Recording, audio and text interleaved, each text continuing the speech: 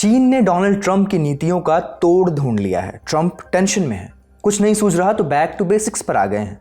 जिन दोस्तों को इग्नोर कर रहे थे उन्हें फिर से याद कर रहे हैं।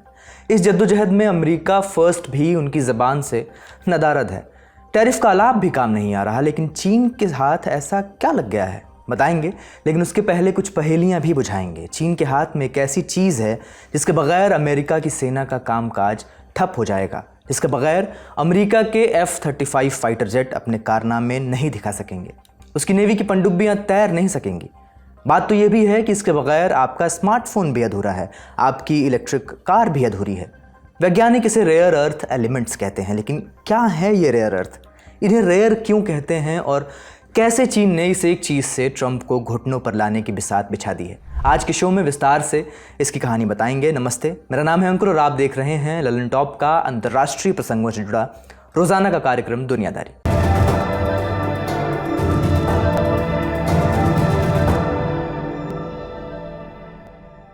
पूरा माजरा क्या है ये समझने के लिए चट्टानों में छिपे इन रेयर अर्थ एलिमेंट्स से एक परिचय ज़रूरी है। इसके लिए आपको 10वीं 12वीं की केमिस्ट्री क्लास में वापस लौटना होगा और खोलना होगा वही पुराना सिरदर्द पीरियोडिक टेबल। स्क्रीन पर देखिए, हाइड्रोजन, हीलियम, लिथियम से कोसों दूर नीचे की ओर एक ग्रुप है। ये हैं लेंथेनाइट्स। ऊपर की ओर इन्हीं के दो रिश्तेदार भी हैं, स्कैंडियम और इट्रियम। कुल मिलाकर हुए 17 एलिमेंट्स। रासायनिक तौर पर ये सब के सब लगभग एक से हैं। दिखने में भी सभी सोने चांदी की तरह चमकीले दिखते हैं। आपने इन्हें नहीं देखा होगा, लेकिन इनकी रोशनी आप तक ज़रूर पहुंचती है। कैसे?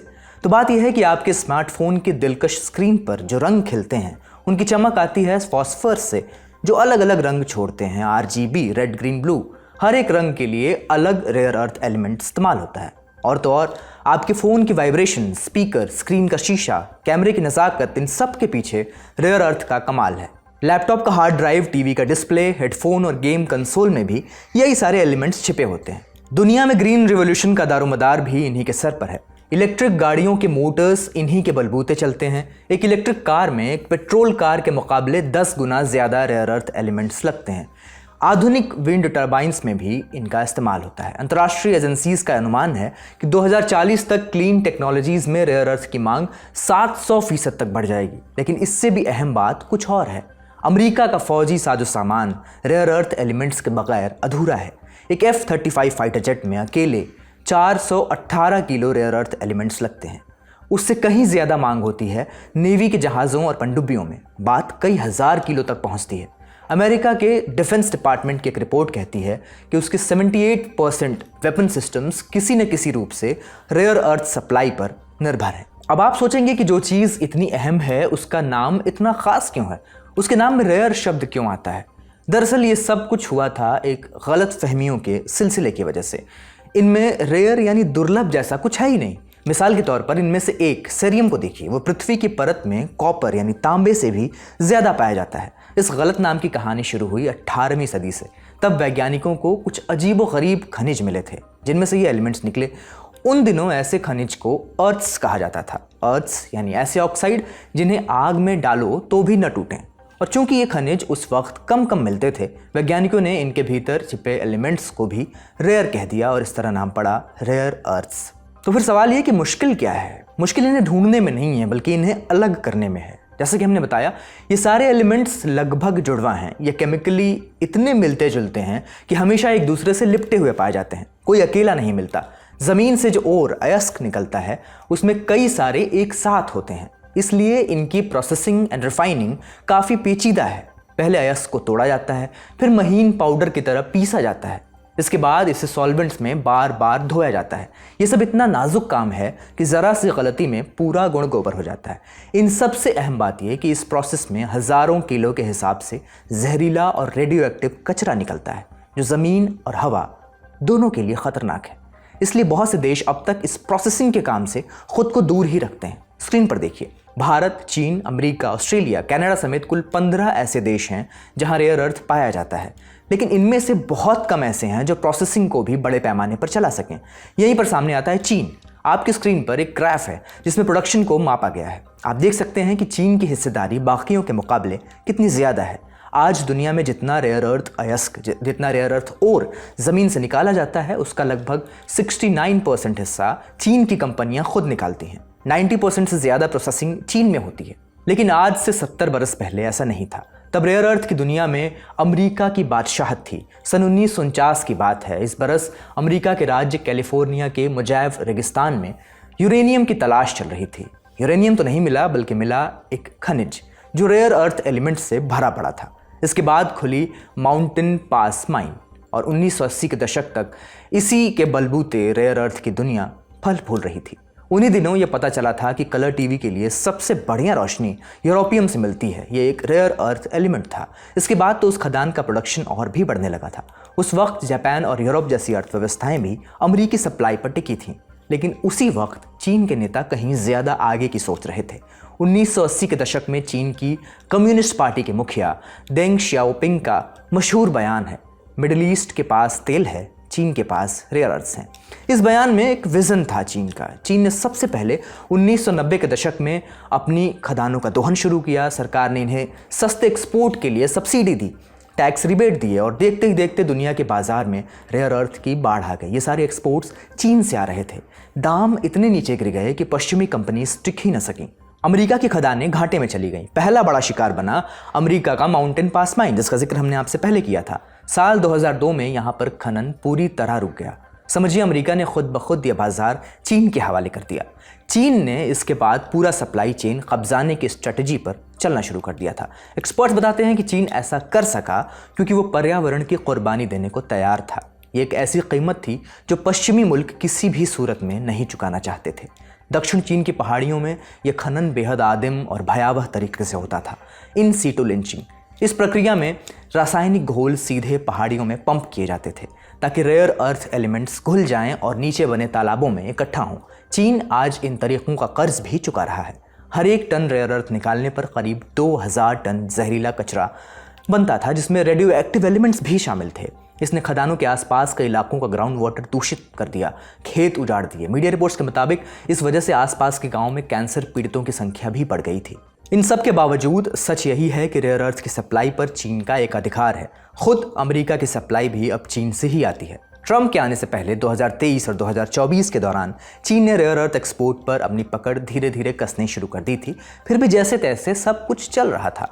फिर ट्रंप आए, उन्होंने चीन के खिलाफ टैरिफ ठोंकना शुरू किया। इसके जवाब में चीन ने रेयर अर्थ एक्सपोर्ट्स को ट्रंप कार्ड के तौर पर आजमाया।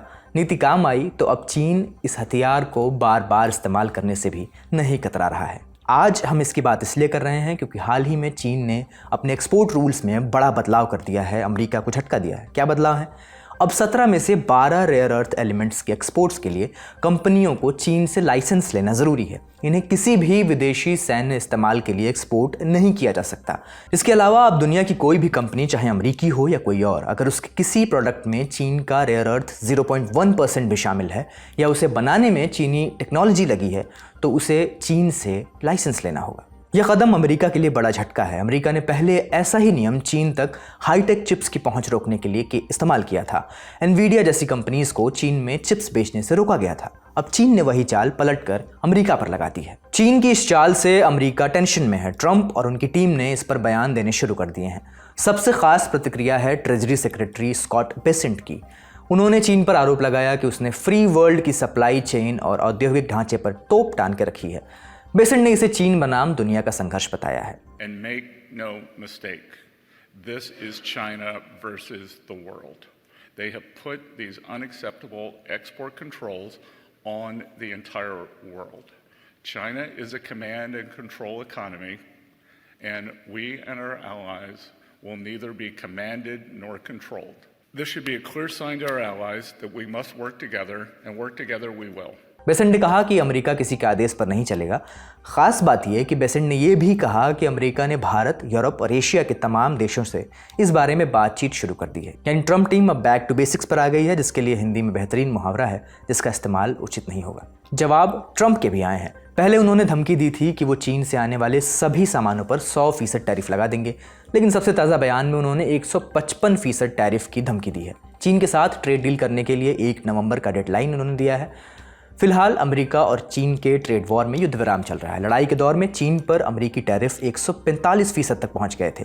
चीन ने इसके बदले 125% टैरिफ लगाया था, लेकिन दुनिया भर की अर्थव्यवस्था पर इसके असर को देखकर दोनों देशों ने ये फैसला लिया कि हम युद्ध विराम पर साइन करें। सप्लाई चेन टूट रही थी, दाम बढ़ रहे थे और बाजारों में अनिश्चितता फैल रही थी। लंबी खींचतान के बाद सुलह हुई। अमेरिका ने अपने टैरिफ घटाकर 30% किए और चीन ने भी जवाब में अपने टैरिफ्स को 10% तक कम कर दिया था। रेयर अर्थ को लेकर इन बयानों के शोर से इतर ट्रंप टीम ने असल काम भी शुरू कर दिया है। मार्च 2025 में ट्रंप ने एक एग्जीक्यूटिव ऑर्डर पर दस्तखत किए थे। इस आदेश के तहत उन्होंने डिफेंस प्रोडक्शन एक्ट का इस्तेमाल करते हुए अमेरिका में खनन और प्रोसेसिंग के परमिट फास्ट ट्रैक किए थे। घरेलू सप्लाई चेन को आधिकारिक तौर पर राष्ट्रीय सुरक्षा का मसला बना दिया था। इसके अलावा अमेरिकी डिपार्टमेंट ऑफ डिफेंस को अब ये समझ आ चुका था, एहसास हो चुका था कि वो चीन पर कितना निर्भर है। इसलिए पेंटागन ने MP मटेरियल्स नाम की कंपनी में एक बड़ा निवेश किया। कंपनी को $400 मिलियन का फंड दिया ताकि वो चीन भेजे बिना अपने देश में ही प्रोसेसिंग फैसिलिटी बना सके। पेंटागन ने ऑस्ट्रेलियाई कंपनी लिनास रेयर अर्थ्स में भी $258 मिलियन का निवेश किया। इस कंपनी को टेक्सास में सेपरेशन प्लांट लगाने में मदद मिली। इसके अलावा अमेरिका और ऑस्ट्रेलिया ने एक नया समझौता किया है। ये इस कड़ी में सबसे नया फैसला है। इसके तहत अमेरिका और ऑस्ट्रेलिया रेयर अर्थ के सप्लाई पर मिलकर काम करेंगे। ऑस्ट्रेलिया के प्रधानमंत्री एंथनी अल्बनीज के अमेरिका दौरे पर इस समझौते पर दस्तखत हुए। अल्बनीज ने बताया कि यह समझौता $8.5 बिलियन यानी करीब 13 अरब ऑस्ट्रेलियाई डॉलर का है। इसके तहत उन प्रोजेक्ट्स को समर्थन मिलेगा जो पहले से रेडी टू गो हैं। इनसे ऑस्ट्रेलिया की खनन और प्रोसेसिंग क्षमता कई गुना बढ़ेगी।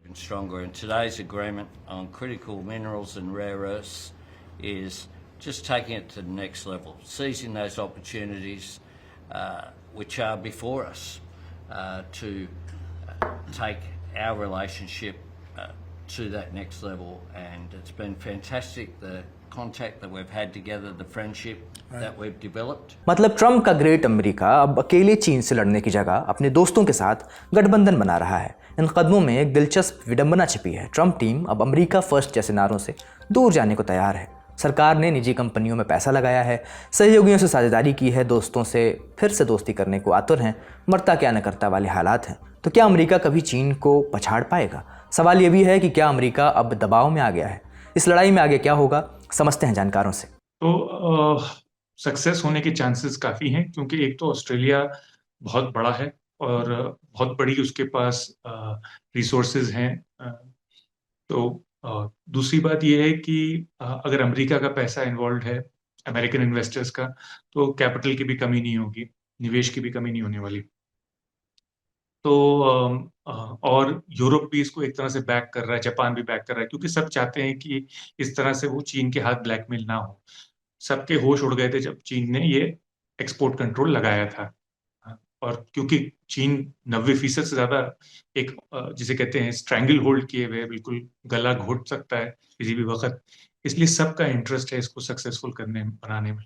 तो मुझे लगता है कि इसके सक्सेसफुल होने के काफ़ी चांसेस हैं। और चीन ने एक तरह से गलती की।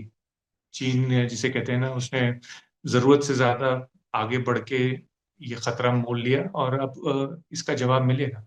चट्टानों में छिपे इन एलिमेंट्स की लड़ाई में आगे क्या होगा ये तो वक्त ही बताएगा, लेकिन इतना ज़रूर साफ है कि ट्रंप को रियलिटीज़ हिट करना शुरू कर चुकी हैं। More power to Trump. हम बढ़ते हैं सुर्खियों की ओर। ट्रंप की बयानबाजी फिर शुरू हो गई है। कह रहे हैं कि अगर भारत ने रूसी तेल नहीं छोड़ा तो अमेरिका के मैसिव टैरिफ्स जारी रहेंगे। दिलचस्प बात यह कि ट्रंप ने कुछ दिनों पहले दावा किया था कि उन्होंने पीएम मोदी से बात की है और मोदी ने कहा है कि वो रूस से तेल नहीं लेंगे। इसके बाद भारत के विदेश मंत्रालय ने साफ कहा था कि ऐसी कोई फ़ोन कॉल नहीं हुई है। अब सवाल यह है कि ट्रंप बार बार ऐसी धमकियां दे क्यों रहे हैं? आपको पता है तो हमें कमेंट्स में ज़रूर बताएं। अब आते हैं दूसरी सुर्खी पर। जापान ने 21 अक्टूबर को इतिहास रच दिया। 64 साल की साने ताकाइची देश की पहली महिला प्रधानमंत्री बन गई हैं। संसद के निचले सदन में हुए वोटिंग में ताकाइची ने बहुमत हासिल की। अब वे प्रधानमंत्री शिगेरू इशिबा की जगह ले चुकी हैं। यानी जापान के सियासी गलियारों में एक बड़ा मोड़ आ गया है। ये चुनाव जापान की लिबरल डेमोक्रेटिक पार्टी LDP के अंदर सत्ता परिवर्तन के बाद हुआ। जापान के पूर्व पीएम शिगेरू इशिबा के इस्तीफे के बाद LDP की मीटिंग हुई। उसमें ताकाइची ने पार्टी की लीडरशिप कंपटीशन में जीत हासिल की। उनकी जीत का रास्ता तब साफ हुआ जब LDP ने जापान इनोवेशन पार्टी के साथ गठबंधन कर लिया। इस कोalition ने ताकाइची को बहुमत दिलाया। निचले सदन के वोट में उन्हें 465 में से 237 वोट मिले, जिससे उनकी जीत लगभग तय हो गई।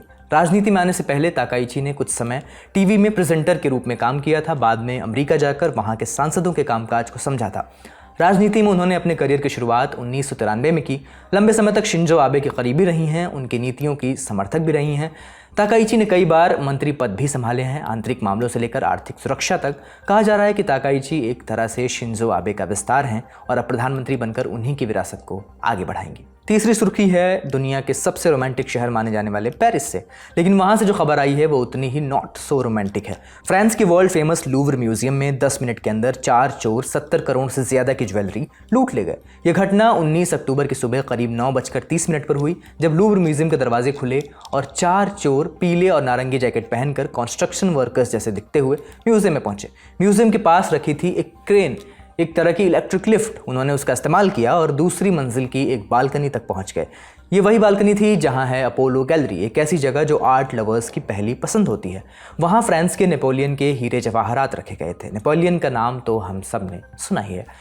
चोरों ने रिंग कटिंग मशीन से कांच के शीशों को काटा और अपनी मंजिल तक पहुंचे। चोरों ने 2 ग्लास डिस्प्ले केस तोड़कर नेपोलियन के 8 कीमती गहने चुरा लिए। इनमें शामिल थे रूबीन, हीरा और नीलम जैसे शानदार जेम्स। चोरी पूरी करने के बाद वे वापस उसी क्रेन से नीचे उतरे और वहां से फरार हो गए।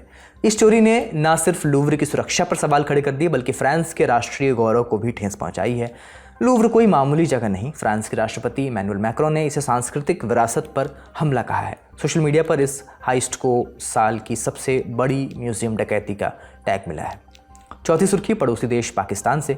दिवाली पर एज यूजुअल दुनिया भर के लीडर्स की विशेस आई, लेकिन एक बधाई ऐसी आई जिसे पढ़कर लोग भड़क गए। सोशल मीडिया पर तो जैसे पटाखे फूट पड़े। पाकिस्तान के प्रधानमंत्री शहबाज शरीफ ने एक ट्वीट किया जिसमें उन्होंने लिखा, दिवाली के अवसर पर मैं पाकिस्तान और विश्व भर में हमारे हिंदू समुदाय को हार्दिक शुभकामनाएं देता हूँ। ये पर्व अंधकार को दूर करे, सद्भावना को बढ़ाए। हम सब मिलकर ये सुनिश्चित करें कि हर नागरिक, चाहे उसका धर्म या पृष्ठभूमि कुछ भी हो, शांति से रह सके और देश की प्रगति में अपना योगदान दे सके। बस फिर क्या था, लोगों ने भी शहबाज शरीफ को याद दिलाया कि कभी पाकिस्तान की पूरी आबादी का 15% हिस्सा हिंदू समुदाय का हुआ करता था, जो आज बस केवल 1.6% रह गया है। तो फिर बाकी कहाँ गए? आज का दुनियादारी यहीं समाप्त होता है। शुक्रिया, शुभ रात्रि।